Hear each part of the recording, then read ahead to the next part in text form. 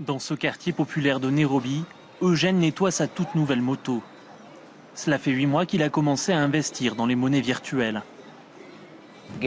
J'ai eu de très bons rendements sur l'argent que j'ai investi, alors je me suis dit pourquoi pas, c'est la moto que j'ai toujours voulu. L'an passé, son train de vie a fortement augmenté. Grâce au Bitcoin, il gagne plus de 650 € par mois contre en moyenne 98 dans le pays. Un succès qui surprend sa femme. Quand il m'a parlé de monnaie virtuelle, je n'ai pas compris ce que c'était. Eugène surveille en permanence le cours de la monnaie virtuelle. Je regarde les taux là-dessus. C'est dans un coin de leur salon qu'il utilise l'ordinateur qu'il a fabriqué. Plus il y a de cartes graphiques, plus le nombre de bitcoins générés est important. La partie d'en bas ne coûte pas grand-chose. Ce qui vaut beaucoup, ce sont ces cartes graphiques. Chacune vaut 650 €. Un investissement conséquent qui ne décourage pas les jeunes Kenyans.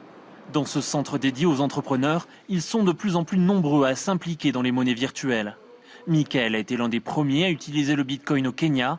Selon lui, les jeunes sont de plus en plus intéressés à cause du manque de travail. Les jeunes ont le désir de trouver des opportunités. S'ils voient quelque chose comme les monnaies virtuelles et qu'ils comprennent qu'il y a de la demande et qu'ils peuvent s'en procurer, ils se disent « Et pourquoi je ne le ferai pas ?»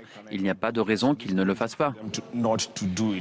Cet engouement effraie l'État kényan. Au cours des derniers mois, la Banque centrale du pays a multiplié les avertissements. Les clients de cette société de trading posent de plus en plus de questions sur les monnaies virtuelles. Mais comme la Banque centrale, son président déconseille le Bitcoin.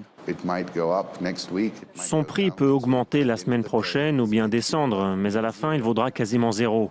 Les investisseurs qui se sont tournés vers le Bitcoin vont connaître de lourdes pertes.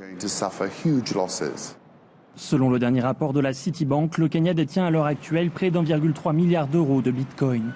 Si la monnaie venait à s'effondrer, le pays pourrait perdre jusqu'à 2,3% de son produit intérieur brut.